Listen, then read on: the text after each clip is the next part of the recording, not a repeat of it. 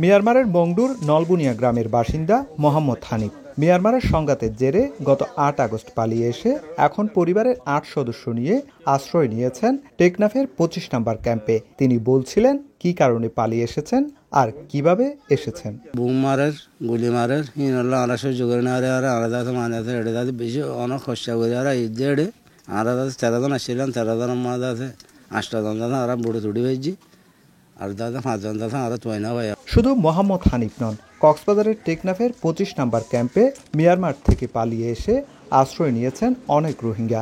এদের মধ্যে কেউ এসেছেন ৫ দিন কিংবা ১০ দিন আগে, আবার কেউ এসেছেন ১ মাস আগে। সবাই আশ্রয় নিয়েছেন ক্যাম্পে থাকা তাদের স্বজনদের বসতিতে। মুসলমান জিয়ানোর মাঝে বেগিলে ওজি থাকে সিঁয়াল যায় আর মারিব তারা বউ মারে গুলি মারে আর হত দুঃখ পাই ঘর বাড়ি ফুরা দিয়ে ফেলে হেন আগিয়ে দিয়ে। সীমান্তে নানা পয়েন্টে সতর্কতার পরও অনুপ্রবেশ ঠেকানো সম্ভব হচ্ছে না।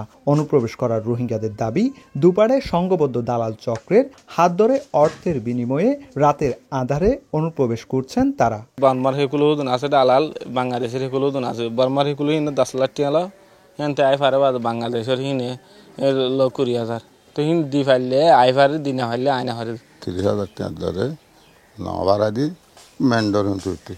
আর শরণার্থী ত্রাণ ও প্রত্যাবাসন কমিশন জানিয়েছে, নতুন করে অনুপ্রবেশ করা রোহিঙ্গাদের নিয়ে সরকার থেকে যে নির্দেশনা আসবে তা বাস্তবায়ন করা হবে। আমরা সরকার থেকে যদি কোনো নির্দেশনা পাই সেই অনুযায়ী ব্যবস্থা নেওয়া হবে।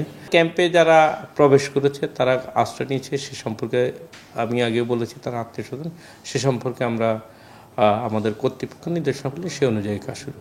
সাম্প্রতিক সময়ে নতুন করে আরও ২০,০০০ রোহিঙ্গা অনুপ্রবেশ করেছে বলে সরকারি সূত্রে জানা গেছে। সুজাউদ্দিন রুবেল, সময় সংবাদ, কক্সবাজার।